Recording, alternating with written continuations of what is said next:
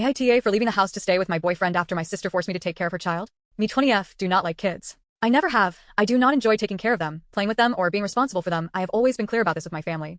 My sister 31F has a 5-month daughter. I love her, but loving someone does not mean I want to be a caregiver to the most thing I hate. A few months ago, my sister started asking me to help her with her daughter. At first it was small things, watching her for an hour, staying with her while my sister ran errands. I did not love it, but I agreed because I felt pressured. Slowly it turned into more and more. I was expected to babysit multiple days a week for hours. I had to feed her, play with her, help her shower, and put her to sleep. My sister never asked anymore. She just assumed I would do it and yell at me when I don't. Whenever I tried to say no, she would say things like, "You are young, you have free time, you live at home anyway," or she would guilt me by saying she is family and I should help and blame me.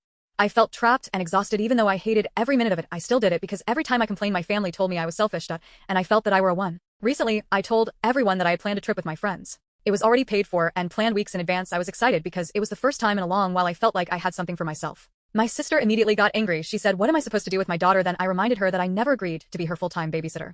She exploded and said I was abandoning her and being irresponsible, like he's my baby, not hers. She told me that I should cancel my trip and take care of my niece instead. So I immediately said no. That turned into a huge argument. She called me names, including B1TEUROH, and said I was immature and heartless. My parents sided off course with her and said I should step up and help my sister.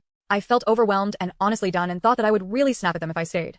So I packed a bag and left the house to stay with my boyfriend for a few days. Now they're furious. They say I ran away from responsibility and that I chose my boyfriend and friends over my own family. My sister says I betrayed her and that she cannot rely on me anymore. I feel guilty for my niece and I feel that I am the bad one. So, AITA?